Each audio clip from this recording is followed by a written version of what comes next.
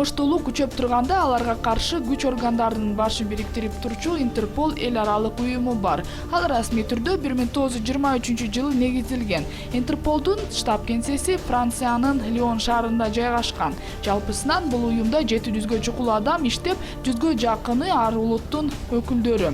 Азыркы тапта Интерполдун курамына кирип, чогуу иштешкен мамлекеттердин саны 200гө чукулдап калды.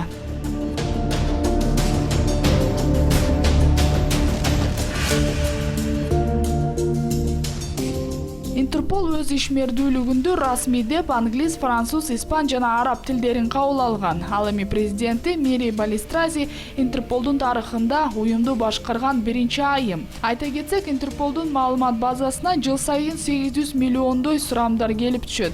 Көбүн эсе алар жоголгон же уурдалган документтерге шектүү адамдарды текшерип берүүгө байланыштуу болот. Көп кишилер туура эмес түшүнөт. Негизи Интерполдун иши бул деген биз как информационный сопровождение кылабыз да. Мисалы Министерство внутренних дел Кыргызстандыкы түз эле башка жакка чыга албайт да. Анын үчүн двусторонний договор же болуш керек да. А биз болсо түз эле кетебиз. Түз эле сразу маалымат беребиз. Ондан кийин Интерпол эң эле чоң организация. Национальный бюро Интерполга бир кнопканы баскандан кийин эле биздики кетет информация. А башка службалардык андай мүмкүнчүлүгү жок. Ошон үчүн башка службалар бизге келет. Не только биз МВДнын ичиндеги ГСБ, ГКНБ, таможня, погранслужба бүт эле бизге кайрылышат. Интерполдо кимдер иштесе болот? Милиция кызматкерлери. Интерполдун расмий англис, француз, испан жана араб тилдеринин жок дегенде бир экөөсүн мыкты билген адам. Интерпол жыл сайын өзүнө мүчө болгон мамлекеттерден үйрөнчүктөрдү тажрыйба алууга чакырат. Үйрөнчүктөргө ай сайын 550 евродан акы төлөнөт. Бирок виза алуу жатакана боюнча маселелерди мойнуна албайт. Кыргызстан Интерполдун мүчөлүгүнө киргенине быйыл 18 жыл толду. 1996-жылы Туркиянын Анталия шаарында Интерполдун башкы ассамблеясынын 65-чи сессиясында Кыргызстанды бул уюмга мүчө катары кабыл алуу чечими чыккан. Ал эми бир жылдан соң Интерполдун Кыргызстандагы улуттук борбордук бюросу ачылган. Ал Ички иштер министрлигине караштуу бөлүм. Бул бюродо 500 000 евролук заманбап компьютерлор жана башка техникалар орнотулган. Алар Интерпол тарабынан ар бир 4 жылда улам жаңыланып, бекер берилип турат. Бардыгы болуп, Кыргызстандагы улуттук борбордук бюродо болгону 7 адам иштейт. Бизде эң эле эми даже Средняя Азияда эмес, Центральная Азияда эмес, могу бүт СССР боюнча бизге эң эле кичинекей, но бирок мен ойлойм эффективный Интерпол да. Мисалы ошол эле жакын эле Тажикстанда алардын составында где-то бир 40ка жакын киши кызматкер иштейт. Өзбекстанда да көп, Казакстанда да көп. Биз жетишебиз, баарына жетишип атабыз.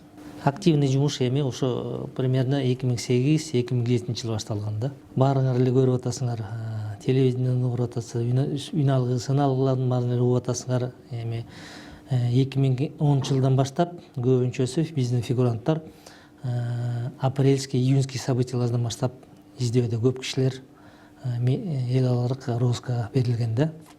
Анын ичинде Бакиевчилер бар. Бакиев Ахмат, Бакиев Жаныбек, Бакиев Искендер, Бакиев Данияр, Бакиев Максим. Андан дагы чоң полицейский фигуралардын ичинен Үсөнов Данияр деген бар. Анан Бакиевдин убагында иштеген кээ бир член правительстволор бар. Мисалы Балкыбеков Сапарбек деген. Азыркы маалда ал Ирландияда предэкстрадиционный арестте жүрөт. Мисалы үчүн Курманбек Бакиевди Интерполдун конституциясына ылайык кармоого болбойт экен. Ошол эле Януковичке окшотупчу. Ушундай жагын айтып берсеңиз. Туура айтып кеттиңиз. Интерполдун уставында 3 статья деген бар. Ошонун негизинде 4 себеп менен биздин фигуранттар издөөгө болбойт да. Бул себептер кандай? Биринчиден расовый мотив менен кармаган болбойт. Андан кийин военный мотив менен да издөөгө эч качан берилбейт. Политический, анан саясат, анан религиозный моменттер. Анан бул мисалы Макиев Курманбек бул политическое лицо, президент болуп атат. Ошол себептен Интерполдон отказ берилген. 2008-жылы Кыргызстандык 38 кылмышкер Интерпол линиясы аркылуу изделүүдө болсо, азыркы тапта алардын саны 308 кишиге жеткен. Кармалгандардын саны 143 адам. Интерпол кылмышкерлерди издөө менен гана алектенбестен дайынсыз жоголуп кеткен жарандар, унаалар, археологиялык баалуулугу бар буюм тайымдар боюнча да иш алып барат. Азыркы тапта 15 кыргызстандык эл аралык издөөгө жарыяланган. Алардын көбүн чет жакка иштейм деп кеткен жаш кыздар түзөт. Мисалы мына жакында эле бир случай болду. Биздин бир жараныбыз апасы бизге кайрылды. Кызы жарым жыл мурун Турцияга кетип, анан где-то бир 3-4 айдан бери андан такыр эле кабар жок. Аны бат эле биз кагаздардын баарын топтук, уже жөнөтүп ийдик Турциягачы. Анан ойлойбуз, үмүтүбүз бар, бир жакында маалымат келет, анан табабыз деп.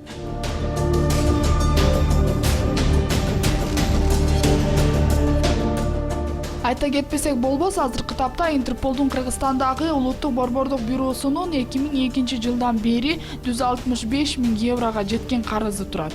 Как член Интерпол жыл сайын биз членский взнос төлөшүбүз керек. Где-то бир 10 000ден 12 000 еврога чейин бир жылда төлөш керек да. Ошо чоң проблема болуп атат биздикичи. Ошо акча төлөнбөйчү. 10-15 жылдан бери төлөнбөй жүрүп, ошо 150 000, 160 000га чыгып кетти ошо суммачы. Анан көп нерселерге бу тоскоолдук кылып атат.